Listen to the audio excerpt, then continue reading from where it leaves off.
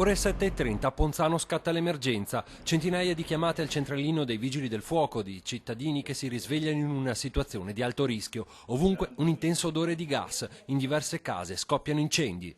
Stamattina alle 7 siamo scesi, abbiamo fatto il caffè e non si poteva fare il caffè perché c'era la fiamma. Tipo, sa quando esce tipo la fiamma sidrica? Ho preso il panico, ho provato a spegnere, ma dico ma cos'è, con uno straccio così, poi dico mio Dio devo chiudere il gas perché qua succede qualcosa. Come che accendo il gas? Mi è fatto così, ho studiato con straccio a coprire la fiammata. La fiammata di mezzo metro? Sì, bella grande la fiammata. Pur essendo tutto spento usciva gas, continuava ad uscire gas. Ho ritelefonato all'Enel dicendo questo, dice chiuda tutto. E dopo però si vede o è partita una scintilla o qualche cosa e le fiamme sono uscirono da qua, da sotto, dappertutto. La situazione interessa decine di abitazioni, una fortuna che nessuno si sia fatto male. Meno male che non è successo di notte perché magari Ponzano poteva avere qualche decina di morti nel sonno.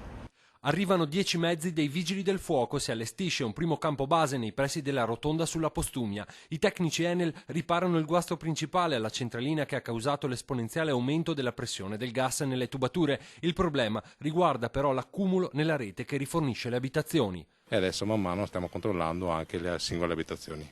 Il sindaco emette un'ordinanza che viene comunicato a fissa su tutte le case, gli allacciamenti esterni vengono fatti staccare, bisogna ventilare le abitazioni, evitando anche l'utilizzo del campanello e di altri dispositivi elettrici. Stati con l'autoparlante hanno detto di chiudere tutti i contatori esterni per sicurezza, perché è saltata una valvola in qualche posto, comunque qui ha preso fuoco anche un appartamento. Alla fine sono circa 4.000 le famiglie nel territorio comunale di Ponzano che rimangono isolate dalla rete del gas per consentire le operazioni di ripristino in totale sicurezza. Ultima domanda, tra quanti giorni?